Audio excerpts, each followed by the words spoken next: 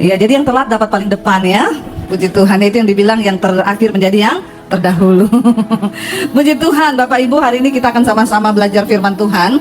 Tiap kali kita masuki tahun baru, doa kita supaya kita lebih beruntung lagi, lebih berhasil lagi di dalam tahun-tahun yang ke depan. Tetapi kita percaya bahwa untuk mengalami keberuntungan di dalam hidup ini, maka ada standar atau ada kiat dari Alkitab. Kita harus menjadikan firman Tuhan sebagai tolak ukur untuk mengalami keberuntungan. Ya, setan bisa nggak kasih keberuntungan? Bisa saudara setan kasih keberuntungan? Bisa. Pengalaman ya? Kok jawabnya langsung bisa semuanya ya? Pergi ke Gunung Kawi bisa kaya? Tolong bersaksi Pak, maju ke sini ya. Ceritakan pengalaman Bapak. Kayaknya sudah tahu sekali. Tetapi kalau Tuhan itu berkata bahwa rancangan Tuhan bagi kita itu adalah keberhasilan dan keberuntungan. Bukan hanya berhasil tapi beruntung ya. Dan hari ini kita sama-sama pengen belajar siapa yang mau berhasil dan beruntung. Semua ini ya, yang nggak mau pulang saja ya. Tapi ini semuanya mau. Kita melihat dari firman Tuhan saudara, apa yang Alkitab katakan supaya hidup kita itu berhasil dan beruntung. Baca bersama Yosua pasal yang pertama ayat yang ke-7 dan ayat yang ke-8.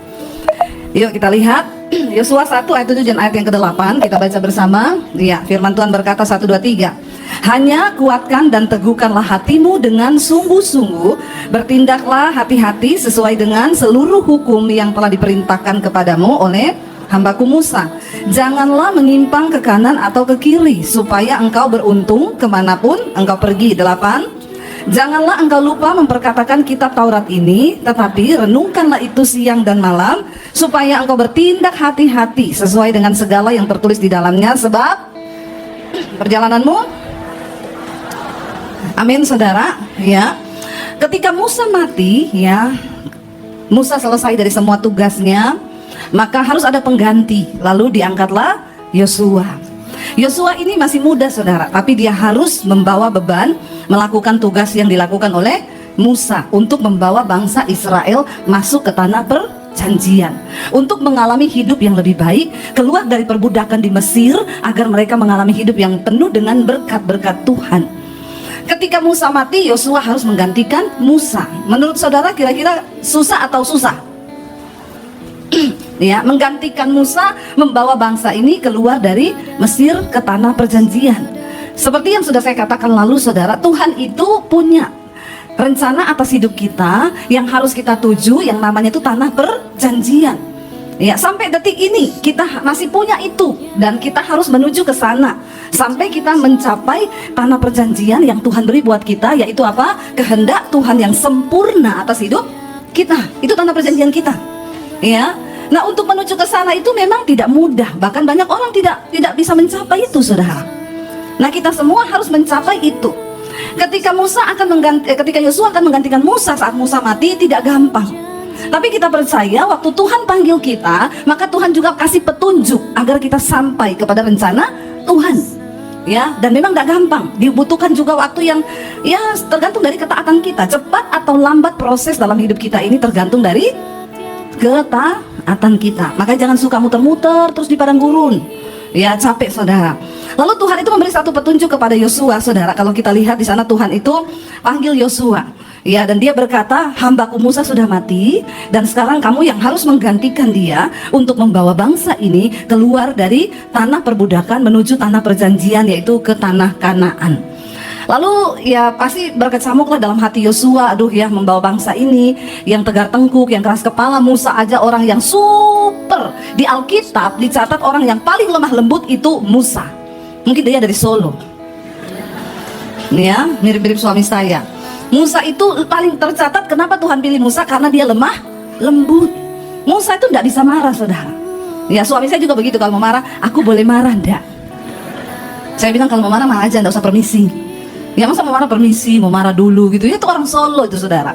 Orang Surabaya juga begitu. Insya Allah. Ya, jadi Musa itu dipilih Tuhan karena dia sangat lemah lembut.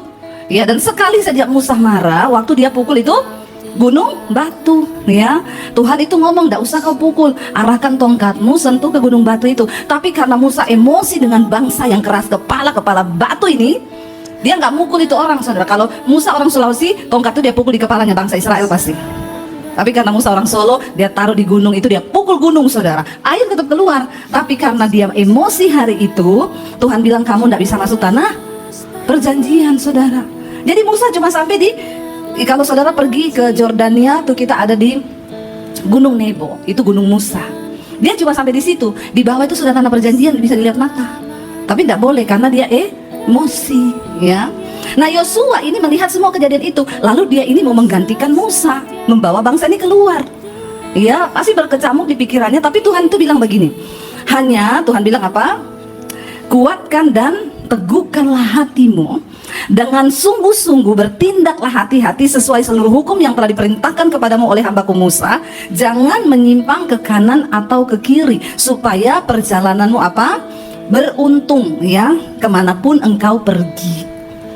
Jadi kalau kita mau beruntung dalam hidup ini, tidak usah tunggu pas Imlek, ya. Terus jangan nyapu loh, ya. Nanti kalau kamu nyapu di hari Imlek, nanti itu rezekinya ikut ke sapu. Ya kayak Tuhan tuh bodoh loh, ya. Maksud rezeki ikut ke sapu, rezeki itu tidak pernah tertukar. Amin. Tidak pernah bingung datangnya. Makanya ada yang WA saya, Bu, saya tuh emosi. Saya kan buka toko, sama tetangga saya disaingi, dia buka toko yang sama di sebelah saya, Bu.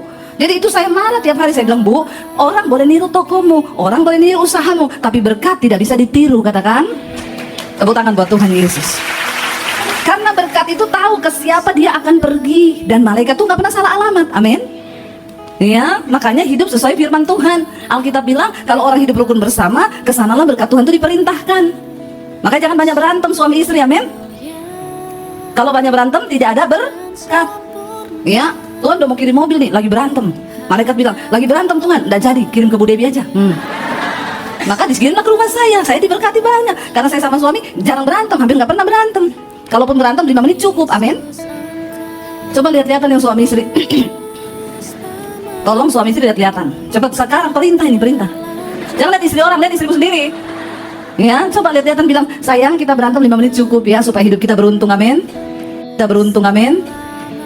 Nah kau ribut terus dalam rumah tanggamu, bagaimana kau beruntung? Ya tidak mungkin saudara, itu energi negatif yang ditarik saat kita ini berantem. Dosa itu membawa hidup kita ini terkutuk. Makanya Alkitab ini Tuhan bilang kepada Yosua, teguhkan dan kuatkan hatimu. Untuk apa? Aku mau menjadi pelaku firman. Aku tidak mau menyimpang ke kanan atau ke kiri. Kalau Tuhan bilang jangan marah-marah, ya jangan marah-marah. Tapi kau bilang, tapi saya suka emosi. Itu urusanmu, taklukkan dagingmu. Makanya Rasul Paulus bilang, aku melatih tubuhku dan menguasainya seluruhnya, supaya jangan sampai aku sudah memberitakan Injil, tapi aku ini ditolak. Ya, jangan ada alasan. Ya, untuk melakukan firman itu jangan ada alasan. Harus kuatkan dan teguhkan hati. Apapun yang terjadi, aku mau bertindak, berjalan sesuai dengan firman Tuhan. Ya, supaya hidupmu tuh berhasil dan beruntung. Tuhan bilang kemanapun engkau pergi. Jadi bagi orang yang percaya dan hidup dalam ketaatan, tidak ada tempat sial. Amin. Kemanapun engkau pergi, berkat Tuhan akan mengikuti. Walaupun rumahmu tusuk. Ya. Aduh saudara, saya itu dulu mau beli rumah tusuk sate. Saya tanya sama orang, bang, ini saya bisa KPR nggak? Oh enggak Bu, kenapa? Soalnya tusuk sate. Bang juga percaya nih tusuk sate ini? Bukan soal bang percaya Bu, karena rumah begitu susah dijual. Kalau orang yang nggak bisa bayar, kita mau jual susah, karena itu tusuk sate. Kalau saya nggak apa-apa tusuk sate, ya saya tanya dulu satenya apa dulu nih. Kalau sate babi enak toh? Ya saya beli rumah tusuk sate saudara.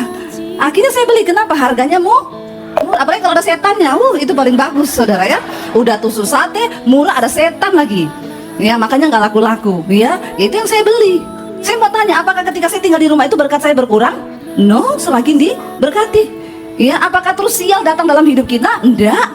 Karena berkat itu ngikuti orang, bukan ngikuti rumah, katakan.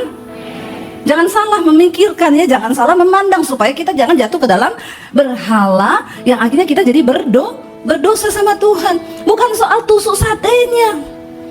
Apakah hidupmu berkenan pada Tuhan? Apakah engkau bertindak sesuai dengan firman Tuhan? Itu yang menentukan hidupmu diberkati atau tidak. Ya, saya beli rumah tusuk sate, saya beli rumah ada setannya. Kata satpamnya, itu ada setannya loh Bu rumahnya. Siapa yang bilang? Kan saya satpam di sini. Saya kalau lewat tuh sering ada penampakan. Oh nggak apa-apa Pak, saya beli, nanti saya usir, setannya pindah ke posmu. Satpamnya bilang, astagfirullah ibu. Ya, nggak ada Pak, setan mau tinggal rame-rame dengan orang yang beriman. Kalau kita beriman, setan tuh nggak betah, kecuali kau temennya. Nah itu. Ya, kalau temennya dia senang tinggal, teman akrab lagi ya. Wah, akrab sekali kita, sama-sama berdosa. Kan setan tuh suka yang banyak dosanya tuh setan suka. Makanya saya suka bingung juga kalau ada orang Kristen bisa lihat-lihat, bisa dengar suaranya setan, bisa lihat setan, sementara suara Tuhan tidak pernah dengar. Nah, jadi kalau ini hamba Tuhan atau hamba setan? Ya, jadi yang pertama Bapak Ibu, teguhkan hatimu supaya sikapmu, tindakanmu seturut dengan firman Tuhan. Jangan melenceng ke kanan atau ke kiri. Memang untuk melenceng itu sangat tergoda kita ini.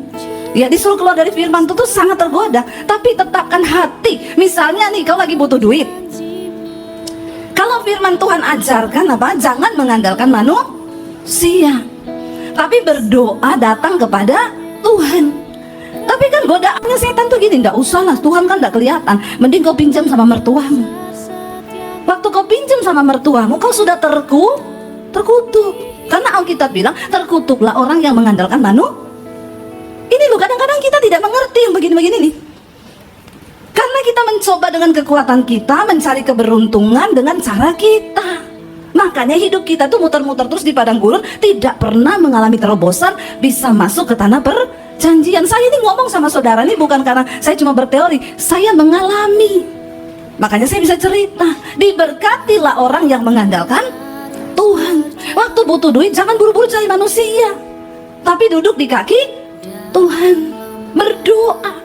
Kemarin ada satu kesaksian yang luar biasa masuk di mesbah doa.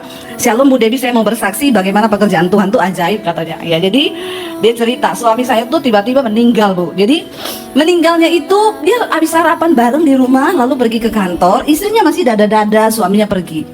Tiba-tiba siang jam 12 dapat kabar suaminya meninggal di tempat kerja. Istrinya bilang itu saya syok, saya kaget, saya tidak bisa berkata-kata karena Bu, saya nggak tahu mau ngapain. Saya ini nggak ada pekerjaan, cuma suami yang kerja, dan saya juga tidak bisa menggantikan pekerjaan suami saya yang harus keliling menjadi distributor dan lain sebagainya. Akhirnya ketika suami saya meninggal, banyak pertanyaan di hati, kenapa Tuhan, saya belum siap, kenapa. Tapi dia bilang, puji Tuhan, saya itu tiap malam dengar mesbah doanya Ibu Debi. Ya, di sini ada yang dengar mesbah doa tiap malam jam 8 di channel saya Debi Bacir TV. Kalau belum tolong subscribe.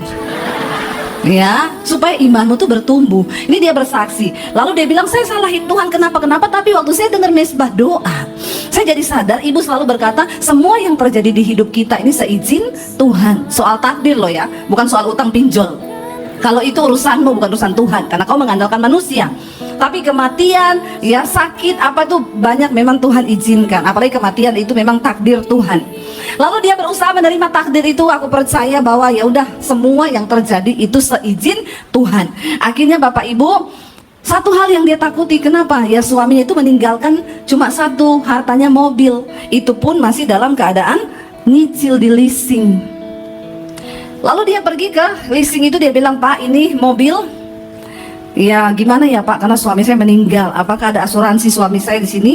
Oh maaf Bu, kalau meninggalnya karena kecelakaan, maka Bapak bebas dari tanggungan atau hilang kecurian, itu yang ada di perjanjian leasing. Tapi kalau meninggalnya ya karena begini, nggak ada Bu. Jadi keputusannya ibu harus tetap bayar cicilan suami. Dia pulang dengan hati yang lemes, dia berdoa. Dia tadinya berpikir mau minta tolong sama siapa, karena ini sudah jatuh tempo 1 bulan. Dia cuma menangis sama Tuhan karena dia bilang, memang saya nggak ada pekerjaan Bu, ya saya untuk anak cuma 1 dan saya hidup dari tabungan saya seadanya. Lalu berjalannya waktu, dia cuma bisa menangis, angsuran jatuh tempo 2 bulan. Tapi satu kali dia bilang, ketika saya dengar khotbah ibu, saya nangis di kaki Tuhan Bu. Saya minta ampun sama Tuhan kalau saya sudah menyalahkan Tuhan, bahkan saya mencoba mengandalkan manusia. Dia bilang, Tuhan, aku cuma serahkan masalah mobil ini, kalau Tuhan kasih jalan keluar yang seperti apapun aku tidak bisa bayangkan, karena di depanku nggak ada jalan keluar. Itu namanya jalan buntu. Tapi Kak, aku berjanji kalau Tuhan tolong aku mau bersaksi. Itu janjinya. Tiba-tiba saudara, abis dia berdoa malam itu dia dijamah Tuhan, dia nangis sama Tuhan. Besoknya dia tergerak untuk kembali ke leasing, mempertanyakan karena sudah 2 bulan belum bayar. Dia datang ke leasing, ketemu dengan orang, dan orang yang berbeda saudara ketemu sama dia, dan oh iya Bu sebentar ya Bu, dia bilang ini kayaknya Ibu sudah datang dulu ya, sudah, dan keputusannya begini, sebentar ya Bu. Tiba-tiba dia dipanggil dan orang itu bilang begini, oh oke Bu, ini ya sudah saya pelajari, ternyata ya ini bisa Ibu nggak usah bayar lagi, dan udah mobil itu dianggap lunas karena suami Ibu udah meninggal, dan ini Bu ya buat suami Ibu sudah meninggal Ibu dapat pesangon, dan ini Bu ya buat suami Ibu sudah meninggal Ibu dapat pesangon. Dia bilang gini, tepuk tangan dong buat Tuhan. Saudara ya, kadang-kadang Tuhan tuh aneh-aneh ya. Kita bahkan tidak bisa mikir jalannya Tuhan. Dia bilang, Bu saya sudah pernah pergi. Kemarin itu dia bilang saya datang ke leasing itu dengan niat apa? Mau balikin itu mobil. Karena sudah 2 bulan menunggak, tidak ada jalan. Waktu saya mau balikin mobil, tiba-tiba Tuhan berperkara. Malah dapat pesangon, dan itu uang bisa dipakai untuk usaha kecil-kecilan yang menopang keluarganya. Tuhan ajaib nggak saudara? Ya itu yang dimaksud dengan orang-orang yang mencari Tuhan, mengandalkan Tuhan. Saya juga kemarin, saya kemarin baru landing dari Riau, begitu turun langsung datang ke ucapan syukur, ibadah ucapan syukur. Ada orang buka satu usaha. Dia bilang, kenapa saya undang Ibu Debbie? Karena orang ini saudara pernah telepon saya jam 1 malam. Bu tolong doakan Bu.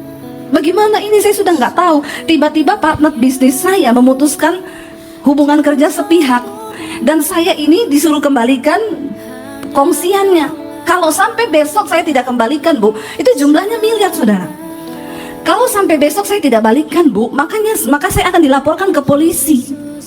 Terus saya bilang, kapan Bu batas terakhirnya? Besok jam 10. Saya bilang, Ibu nggak ada waktu yang lebih singkat lagi telepon ke saya begitu?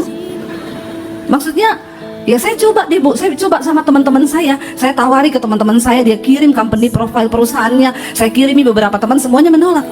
Maaf ya Bu Debbie, saya bukan apa-apa, saya takut join-joinan yang begitu itu.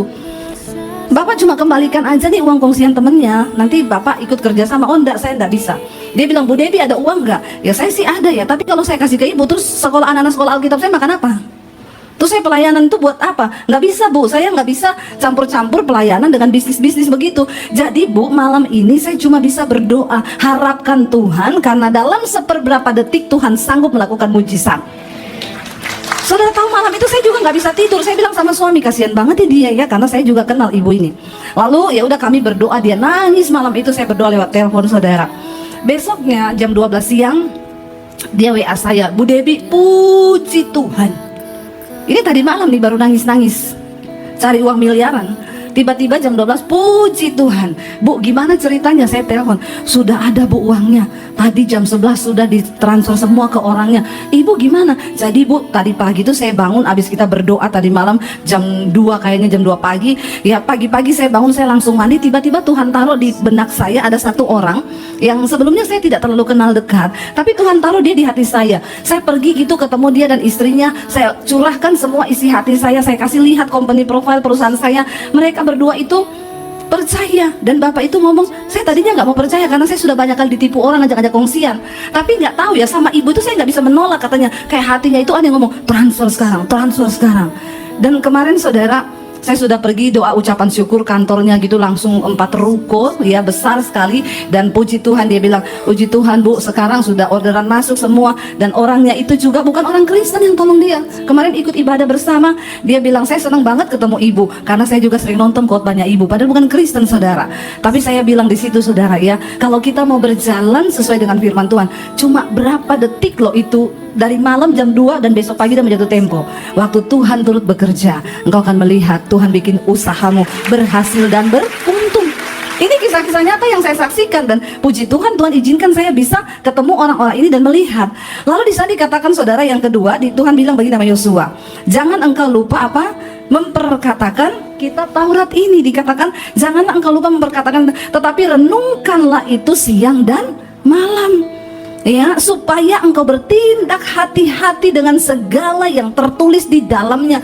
Sekali lagi kita diingatkan Tuhan untuk ayo, kalau perlu engkau catat firman itu di hatimu, perkatakan siang dan malam. Supaya apa? Supaya kalau kita renungkan, kita perkatakan, kita ini bertindak benar-benar hati-hati, jangan gegabah, jangan ceroboh. Karena saya percaya berkat, kesuksesan, keberuntungan, keberhasilan itu buah dari taburan perkataan kita dan perbuatan kita, saudara. Kalau engkau memperkatakan firman, maka firman itu akan bekerja di dalam hidupmu. Karena Alkitab berkata firman Tuhan itu seperti emas yang dimurnikan dalam peleburan dapur api. Dan Tuhan berkata tidak ada satupun dari firman Tuhan itu yang gagal, dan dia akan melaksanakan apa yang disuruhkan Tuhan kepada firman itu. Hanya kita ini gak layak atau tidak untuk menerima semua janji Tuhan itu. Makanya hari ini ayo rajin-rajin memperkatakan firman Tuhan. Ya, kalau takut berkatakan dalam nama Yesus, roh yang ada padaku lebih besar dari segala roh yang ada dalam dunia ini, amin.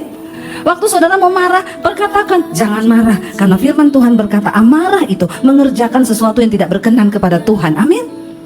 Jadi kita nggak jadi orang yang meledak-ledak, kepahitan, emosi, akhirnya berantem sama keluarga, ndak omongan, karena kita dikuasai oleh marah. Supaya kita bertindak hati-hati. Coba saudara hafalin satu ayat setiap hari. Saya yakin hidupmu pasti berubah. Amin. Hafalkan firman Tuhan itu. Lalu kita melihat di sini. Sebenarnya yang seperti apa yang disampaikan perintah itu kepada kita? Buka Ulangan 30 ayat yang ke-11 ya. Sampai 16. Ulangan 30 ayat 11 sampai ayat 16 kita baca. Ya, jangan bilang susah ya, melakukan perintah itu susah, melakukan firman itu susah ya. Kita baca. 1 2 3. Sebab perintah yang kusampaikan kepadamu pada hari ini tidaklah terlalu sukar bagimu dan tidak pula terlalu jauh. Melakukan firman itu tidak sukar asal kita mau. Tapi banyak orang Kristen tidak mau jadi pelaku firman, cuma mau jadi pendengar aja. Dibilang jangan bersinah.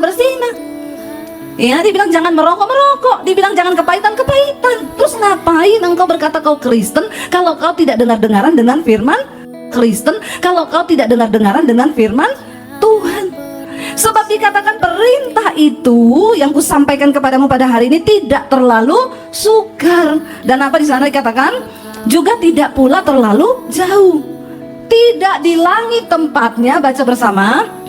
Ya, tidak di langit tempatnya sehingga engkau berkata, siapakah yang akan naik ke langit untuk mengambilnya bagi kita dan memperdengarkannya kepada kita supaya kita melakukannya. Firman itu bukan di langit, saudara. Firman itu hari ini ada bersama-sama dengan kita, yaitu Alkitab yang menjadi firman Tuhan.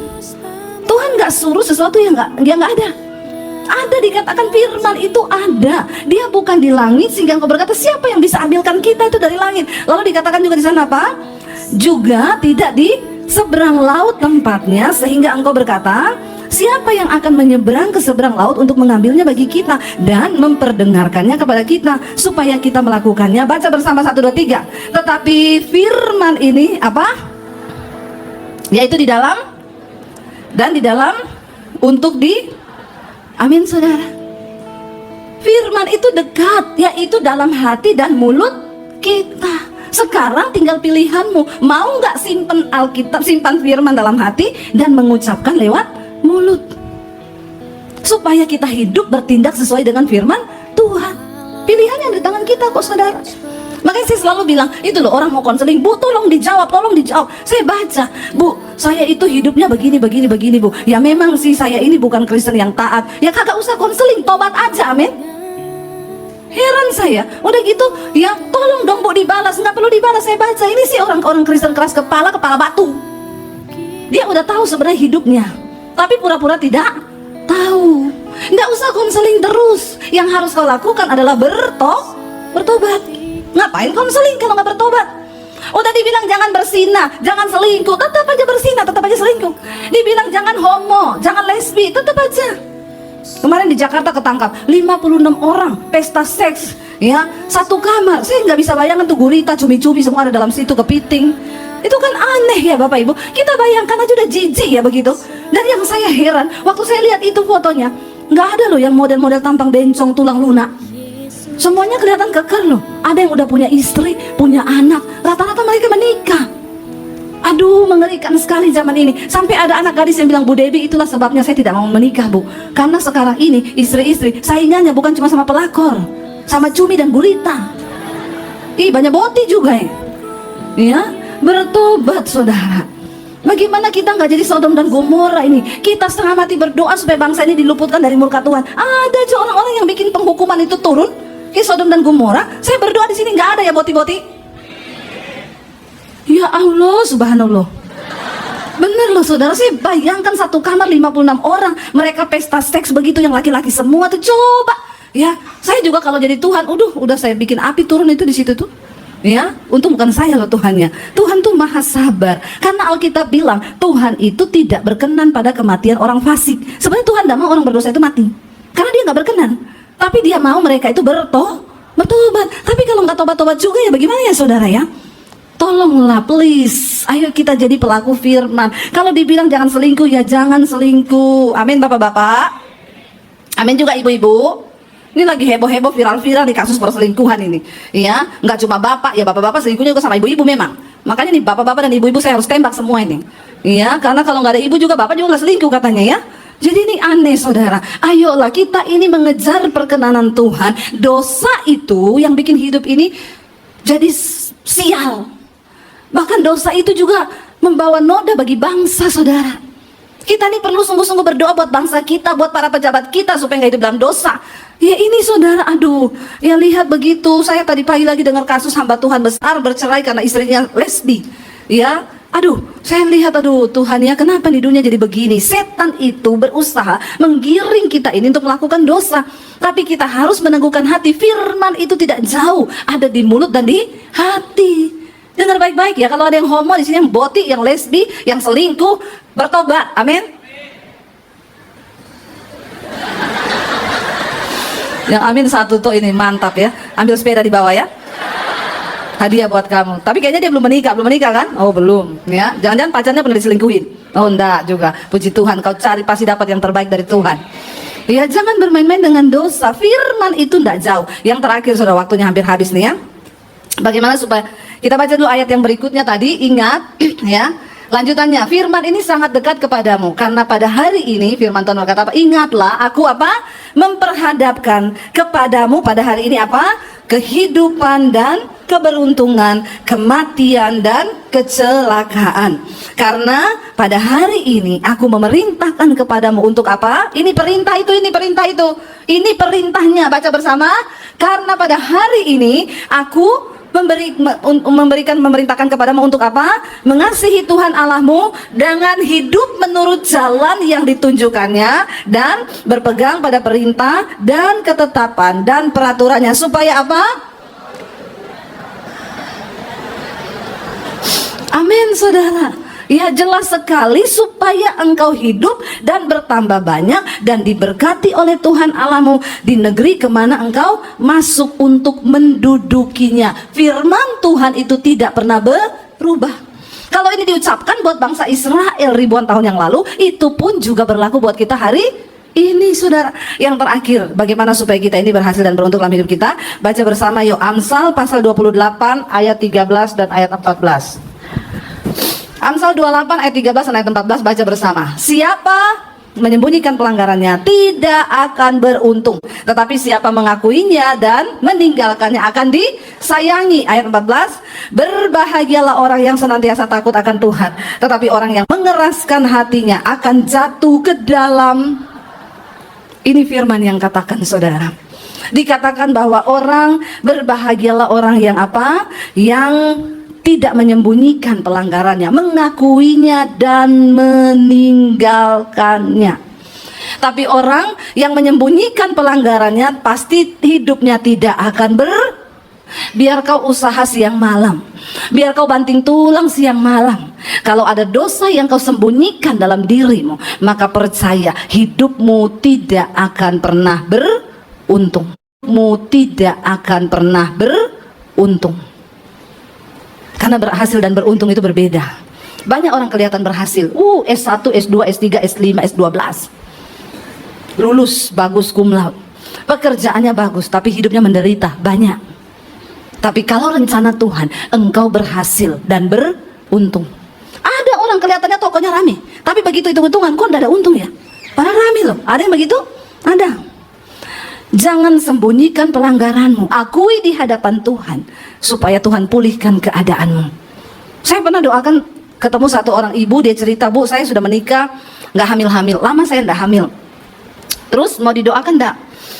Udah di satu titik yang nggak usah Bu Debbie, saya juga sama suami sudah menyerah karena kami sudah sama-sama berumur ya, dan sudahlah kayaknya juga udah nggak bisa. Sudah minta doa semua pendeta tapi tidak hamil.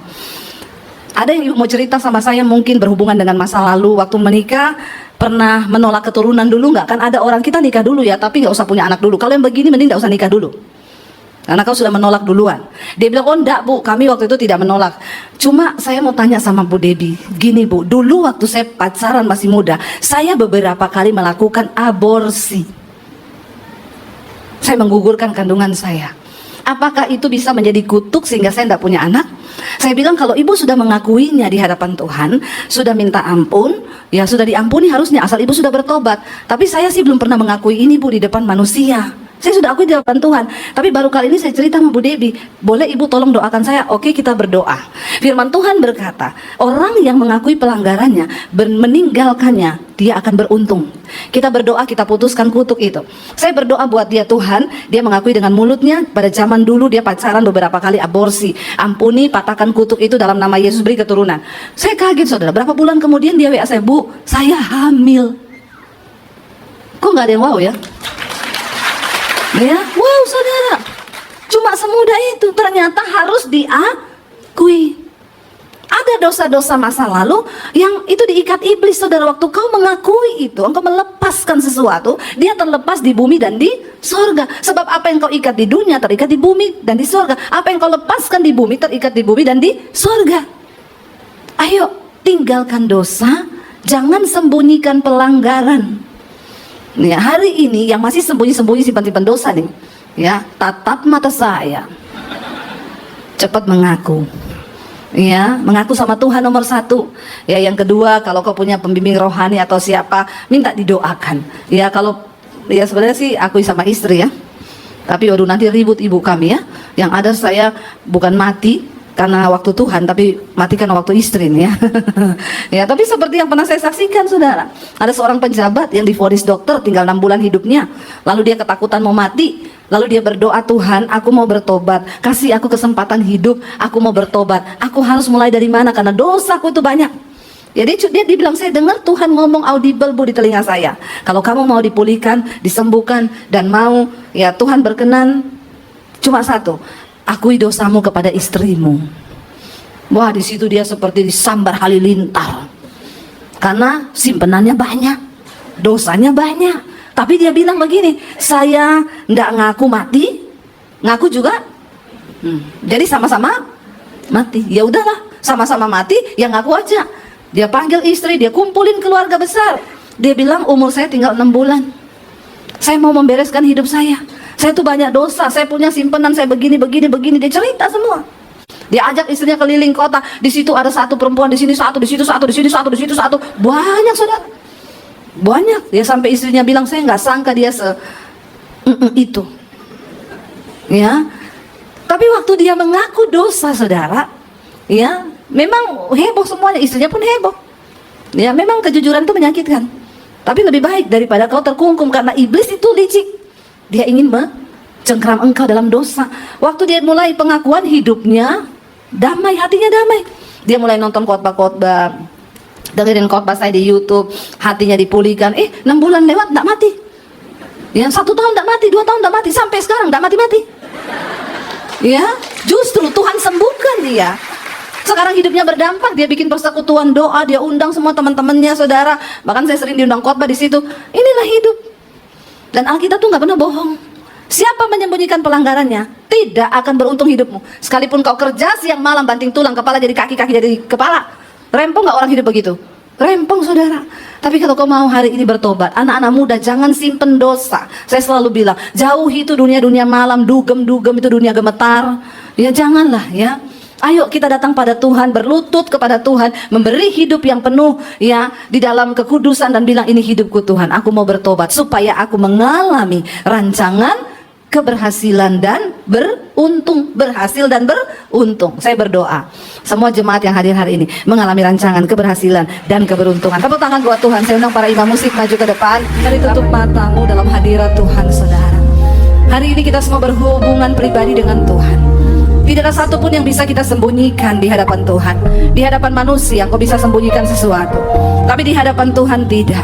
Hari ini kalau engkau mau beruntung dalam hidupmu, tinggalkan dosamu, akui dan tinggalkan itu.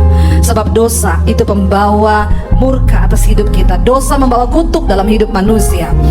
Kalau engkau ingin berhasil dan hidupmu beruntung, maka tidak ada pilihan lain hari ini. Katakan, Tuhan, aku mau teguhkan dan kuatkan hatiku untuk terus mengikuti firman Tuhan. Ajar kami menjadi